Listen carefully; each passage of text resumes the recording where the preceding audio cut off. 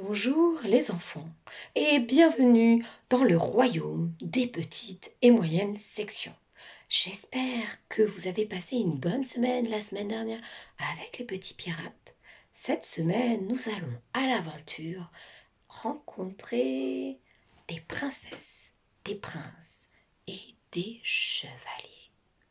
J'espère que ce monde vous plaira autant que le dernier et que vous apprécierez de relever les défis que je vais vous lancer afin de devenir le plus grand ou la plus grande des chevaliers, la plus belle ou le plus beau des princes et des princesses. À vous de choisir, chevalier, prince ou princesse. Vous avez le choix. Aujourd'hui, je vous propose une superbe histoire qui s'appelle La Belle au bois dormant. C'est une histoire magique et magnifique qui date d'il y a très très très longtemps. Elle a été reprise par des dizaines d'auteurs. Aujourd'hui, découvrons donc cette version de Marie-Charlotte Aguerre. Est-ce que vous êtes prêts? Allons-y. La Belle au bois dormant.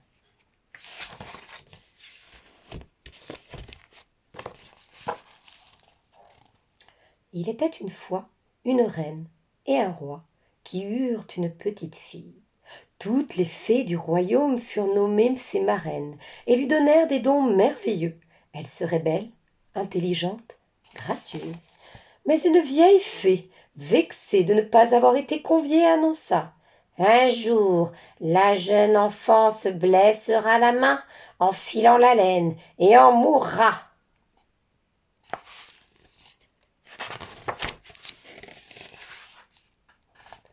Cette terrible prédiction fit frémir l'assemblée. Mais une fée, la plus jeune d'entre elles, qui n'avait pas encore prononcé son vœu, déclara: Hélas, je ne peux défaire ce qui a été fait. La princesse se blessera bien la main avec un fuseau, mais elle ne mourra point. Elle tombera dans un profond sommeil de 100 ans, au bout duquel un prince viendra la réveiller.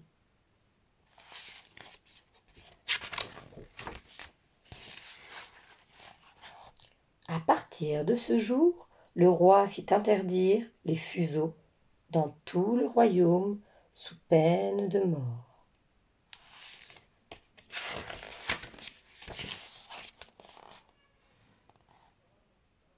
Lorsque la princesse atteignit sa 15e année, nul ne se souvenait de la prophétie. Or, il arriva que la jeune fille monta un jour tout en haut du donjon. Elle fut surprise de découvrir une vieille femme qui filait sa quenouille en ignorant l'interdiction du roi. « Que faites-vous là ?» demanda la princesse. « Je file la laine, mon enfant. Cela doit être amusant. Puis-je essayer ?»« Bien volontiers, » répondit la vieille femme en lui tendant son fuseau.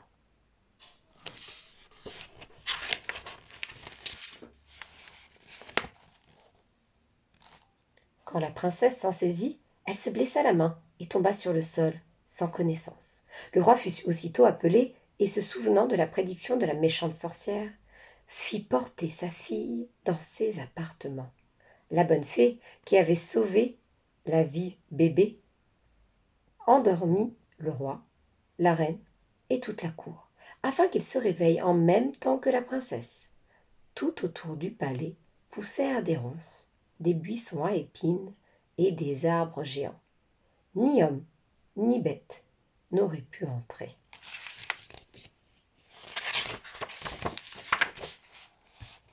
100 ans passèrent. Un jour, un prince d'un royaume voisin s'égara dans la forêt, alors qu'il chassait. Il aperçut avec surprise les tours du château et demanda à un vieil homme qui en était le propriétaire. « Mon arrière-grand-père me racontait souvent qu'une princesse magnifique y dormait depuis de nombreuses années, n'attendant que le tendre baiser d'un prince qui saurait la réveiller et rompre le sortilège, » répondit le vieillard.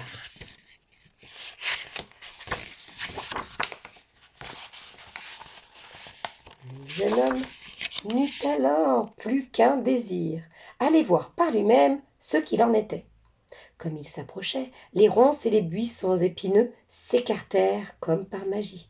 Le prince se fraya un chemin jusqu'aux portes du château. Lorsqu'il fut passé, les broussailles se refermèrent brutalement derrière lui.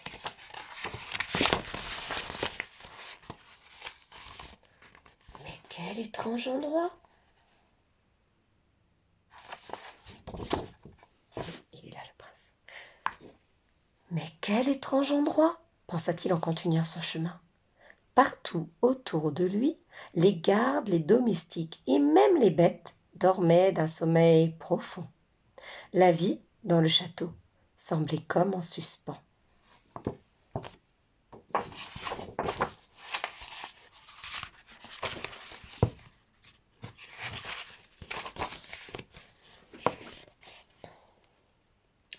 Lorsque le prince arriva enfin dans les appartements de la princesse, il vit une jeune fille d'une grande beauté allongée sur un lit de fleurs.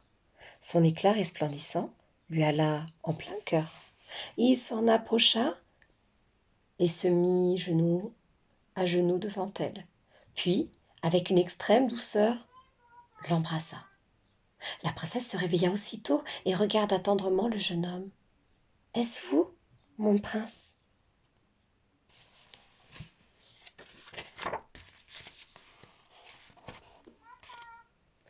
Même moment, tout le château s'éveilla. Chacun reprit ses activités au moment où il les avait laissées. Le roi et la reine retrouvèrent leur fille avec joie. De grandes fêtes furent organisées. Peu de temps après, le prince épousa la princesse. Ils vécurent heureux longtemps et eurent de beaux enfants. Et voilà. Alors je crois que beaucoup d'entre vous connaissent une autre version de ce conte, celle de Walt Disney. Alors, qu'est-ce que c'est une quenouille? C'est ça. Avant, on filait la laine. Alors, je crois qu'on la voit mieux là. Hop. On filait la laine avec cet appareil. Vous voyez? Prenez la laine du mouton et ensuite, on en faisait un fil. Et là, vous voyez, il y a un petit bout pointu. C'est avec ça que la princesse se pique. Voilà. Et on fait du fil, donc, à partir de la laine. Et quelle est la différence, alors, entre ce conte-ci et celui de Walt Disney? Vous vous souvenez? Non? Alors, il faudra peut-être que je retrouve la version. Si, il y en a qui se souviennent. Bravo.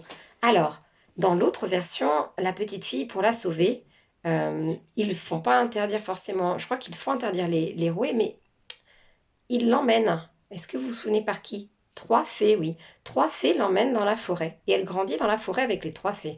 Et quand elle revient, en fait, c'est la méchante fée qui le fait se piquer. Alors que là, c'est un accident, en fait. C'est la prophétie, c'est la prédiction de la fée, la méchante fée qui arrive. Mais c'est pas la méchante fée qui elle-même pique le doigt. Effectivement. Oui, et il n'y a pas de dragon non plus. Le prince, il se bat pas contre un dragon. Non plus. Oui. Ah, mais vous avez bien retenu, hein? Alors, une deuxième histoire, tout aussi princière, mais cette fois-ci un petit peu plus moderne, qui est La princesse, le dragon et le chevalier intrépide de Geoffroy de Pénard. Alors, Geoffroy de Pénard, on l'utilise beaucoup à l'école, c'est vrai, parce que c'est un auteur très marrant. Il nous fait des belles histoires pour les enfants. Est-ce que vous êtes prêts pour découvrir l'histoire de la princesse, le dragon et le chevalier intrépide? C'est parti! De l'autre côté de la montagne, il y a un paisible royaume sur lequel règne une princesse, prénommée Marie. Elle est chargée de faire la classe dans la petite école. Un vieux dragon veille sur elle. Il s'appelle Georges. Aussi loin qu'on s'en souvienne, Georges a été au service de la famille royale.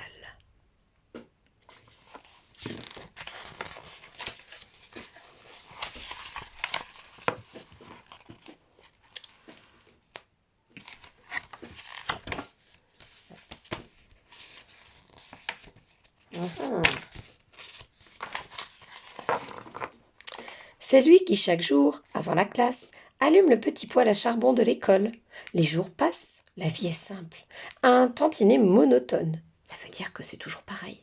Mais Marie s'en contente. Georges est précisément en train d'allumer le petit poêle.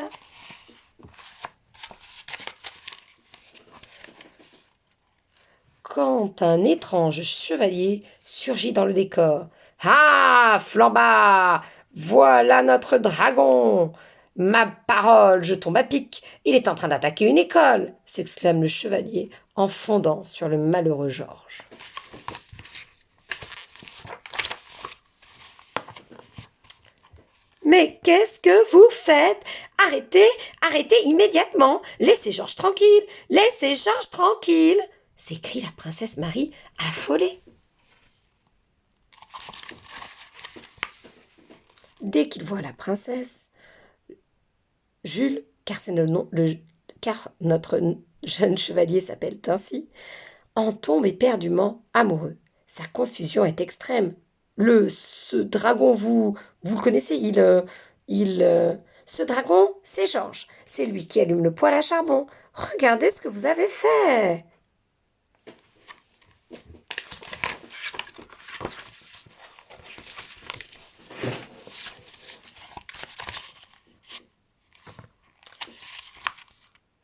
Heureusement, ça n'a pas l'air trop grave. Si, c'est très grave, c'est très très grave. Ouïe, aïe, aïe, aïe, oh que je souffre, se récrie Georges aussitôt. Il faudrait de l'arnica, dit la princesse. Il y en a dans la montagne. Oui, très loin dans la montagne, ajoute Georges dans un râle. À ces mots, Jules saute en selle. Princesse, la honte me submerge, je veux m'amender. Sur-le-champ, je cours quérir d'énormes quantités d'arnica pour Georges. En avant, Flambard!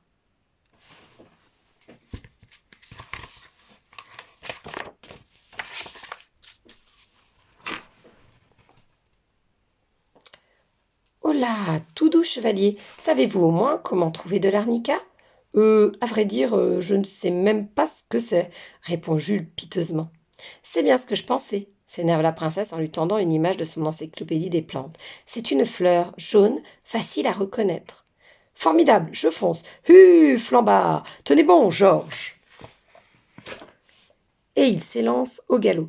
Attendez, crie la princesse. Écoutez, il y a de l'arnica un peu partout dans la montagne, mais surtout ne prenez pas la route de gauche. Vous vous exposeriez à de graves dangers.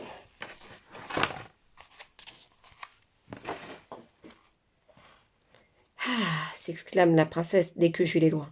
Je supporte mal ces chevaliers tout feu, tout flamme, agités et énervants. Je parie qu'il va se tromper. Regardons avec les jumelles.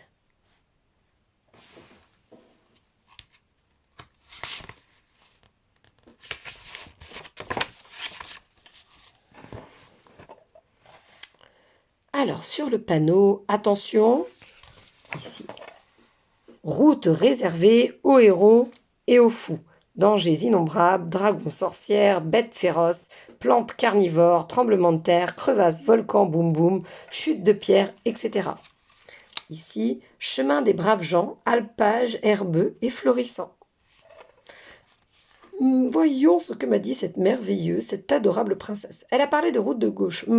Ici, chemin des braves gens, et là, réservé aux héros. Bien sûr, la route de gauche est faite pour moi. En avant! Donc, celle-là.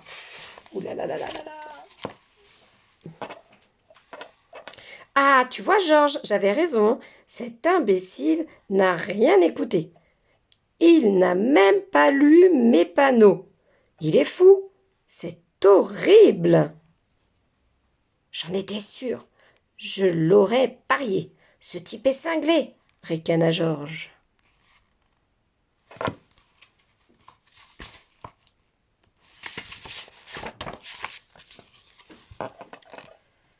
Mais tiens, j'y pense, Georges. Tu as l'air d'aller mieux, constata la jeune fille. Bah, j'ai la peau dure, à vrai dire. J'en ai un peu rajouté. Avec un uluberlu de cette espèce, mieux vaut être prudent. Enfin, il est parti. Bon débarras. Non, non, il faut qu'il fasse demi-tour avant que... Trop tard. Il est aux prises avec le goinfrosaure à crête rouge.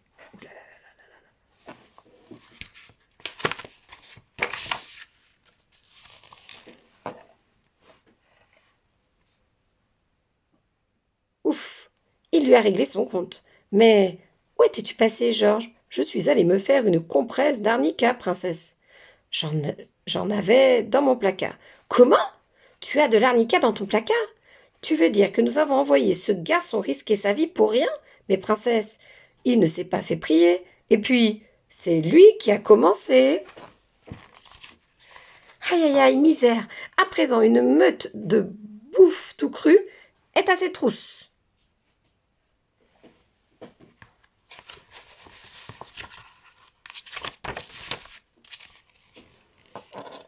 Bravo! Les bouffes tout crus sont cuits.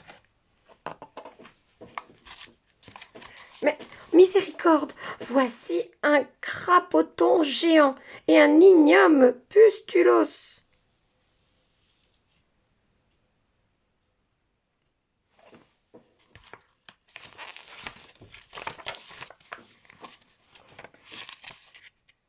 Georges, il a besoin d'aide. Oh, mal à la tête.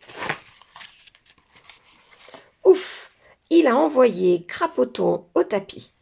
Et oui, adios le pustulos. Mais voici les gloubignas. Maintenant, Georges, il faut que nous l'aidions.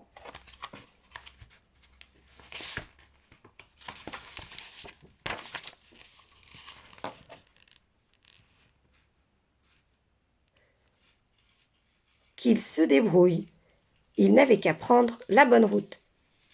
Oui, il a liquidé les gloubignas et en plus, il est en train de cueillir de l'arnica pour toi. Attention, derrière, une renifleuse péteuse.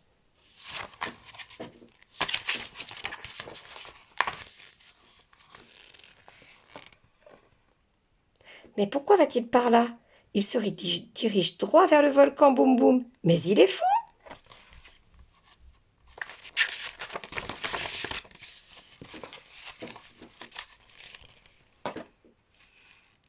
Georges, je ne le vois plus. Ah, mon cœur, je vais me trouver mal. Allons, ma princesse, ne vous mettez pas dans ces états pareils pour un zigoto de cette espèce. Asseyez-vous là, je vais vous chercher un peu d'eau fraîche. Georges, nous n'allons pas rester ici sans rien faire. D'un coup d'aile, nous pouvons le ramener ici. Mais princesse, je suis si faible. Oui, aïe, ma blessure. Oh, que j'ai mal.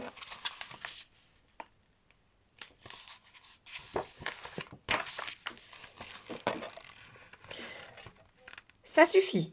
Même si ce courageux garçon est en train de risquer sa vie pour toi, nous savons bien que ce n'est qu'un petit bobo de rien du tout. Mais votre majesté, le volcan Bouboum est extrêmement dangereux, ça pète de partout, c'est de la folie. Justement, allons-y. La princesse Marie enfourche le vieux dragon.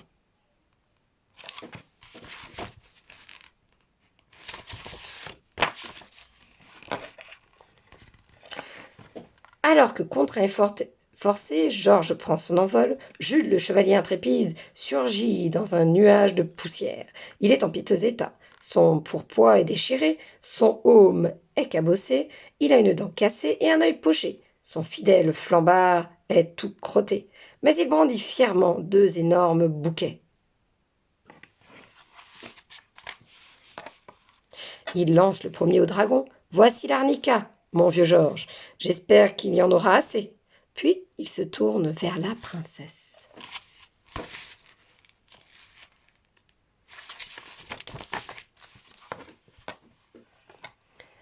Et Magestesse, ma princesse, j'ai aperçu ces roses rouges au pied d'un volcan, passablement agitées. Elles sont pour vous, pour me faire pardonner. Mon nom est Jules, je vous aime. Vous êtes fou, Jules, répond la princesse charmée. C'est bien ce que je me tue à répéter, grommelle Georges.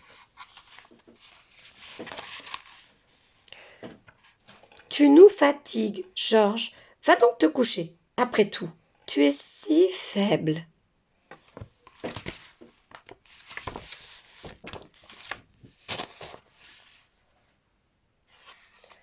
C'est donc l'histoire d'une princesse un peu particulière. J'ai perdu ma couronne. Qui est gardée par un chat? Non. Un chien? Non plus. Un dragon. Le dragon de la famille royale qui veille sur la chère princesse. Et d'un chevalier. Un grand chevalier fort et costaud. Qui s'appelle? Non pas Georges. Jules. Georges c'est qui? Le dragon. Alors, pour cette semaine, vous allez avoir votre petit dossier et des épreuves afin de devenir, comme je vous ai dit, chevalier ou prince ou princesse. J'espère que ces épreuves vous plairont et que vous arriverez à devenir prince ou princesse. Si vous ne réussissez pas toutes les épreuves, c'est pas grave. Faites le maximum et vous gagnerez. D'accord? Bon. Je vais vous faire des gros bisous. Ah oui, la chasse aux couleurs. J'allais oublier. Faites donc la chasse aux couleurs. Cette semaine, à votre avis, quelle couleur? Je vais vous en donner deux.